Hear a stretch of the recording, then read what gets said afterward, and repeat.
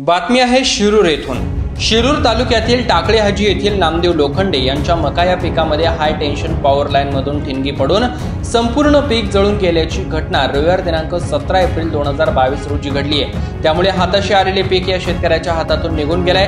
प्रत्यक्षदर्शींनी ही घटना पाहून संबंधित शेतकऱ्यास सांगितले, तसेच आग विझविण्याचा प्रयत्न केला।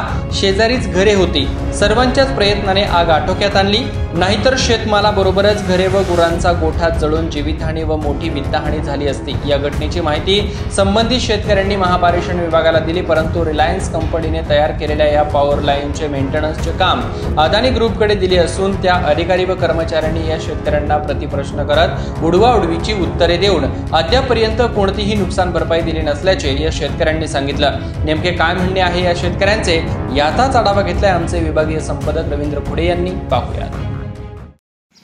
17 एप्रिल रोजी सकाळी 11:30च्या सुमारास या ठिकाणी टावर लाईनच्या तारांमधून ठिणगी पडून आमच्या या मका पिकाने पेट घेतलेला होता आणि ते प्रत्यक्षदर्शी शेतकरी कुशाभाऊ पवळे यांनी हे पाहिलं होतं। त्यांनी फोनवरून आम्हाला कळवलं। आम्ही आग विझवण्याचा आटोकाट प्रयत्न केला, परंतु आमचं सगळं पीक या ठिकाणी जळून गेलेलं आहे। आणि हे सगळं आग विझवत असताना ते पवळे यांनी सांगितलं की या ठिकाणाहून ठिणगी पडताना मी पाहिलेलं आहे, परंतु हे जे टॉवर लाईनचे मुजोर अधिकारी आहेत ते हे काही मान्य करायला तयार नाहीत। त्यांचं मत असं आहे की जर आमच्या टॉवर लाईनमधून ठिणगी पडली असती तर आमची लाईन ट्रिप झाली असती आणि आम्हाला लगेच समजलं असतं, परंतु इथे प्रत्यक्ष शेतकऱ्यांनी पाहिलेलं आहे की वरून ठिणगी पडलेली आहे आणि या पिकाचं नुकसान झालेलं आहे।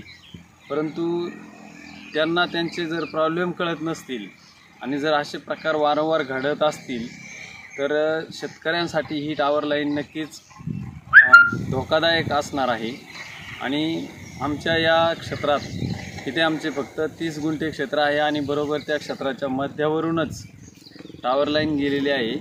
त्यामुळं आमच्या क्षेत्राला व्हॅल्यू कोणत्याही प्रकारचं राहिलेलं नाही आणि इथे जर शेतमाल करायचं म्हटलं तर असे जर प्रकार घडत राहिले तर आम्हाला नक्कीच याचा तोटा होणार आहे। त्यामुळे आम्ही ही एक क्षेत्र शेतीपासून पण वंचित राहील की काय अशी आम्हाला भीती वाटू लागलेली आहे। त्यामुळे आता इथे कोणतेही पीक घेताना आम्हाला या टॉवर लाईनची अतिशय भीती वाटत आहे की कधी अचानक ठिणगी पडू शकते।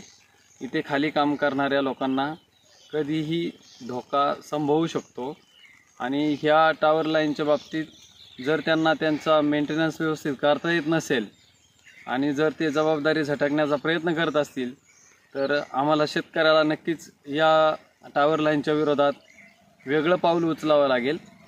आणि त्यामुळे आमची एक विनंती आहे की आमचं हे जे नुकसान झालेलं आहे या नुकसानीपेक्षा आमच्या क्षेत्राचं एकूण नुकसान झालेलं आहे, परत वरून या टॉवर लाईनच्या अशा जर चुका घडत राहिल्या, असे जर कधी प्रकार घडत राहिले, जर असे अचानक ठिणगी पडून खाली त्याचा दुष्परिणाम होऊ लागला आणि हे जर त्या लोकांच्या ते AC मध्ये बसणाऱ्या लोकांच्या जर हे लक्षात आलं नाही तर नक्कीच शेतकऱ्यांना मात्र खूप मोठ्या प्रत्यक्षात वरून ठिणगी पाहिलेली आणि ठिणगी पडली लगेच मध्यभागी मका पेटली।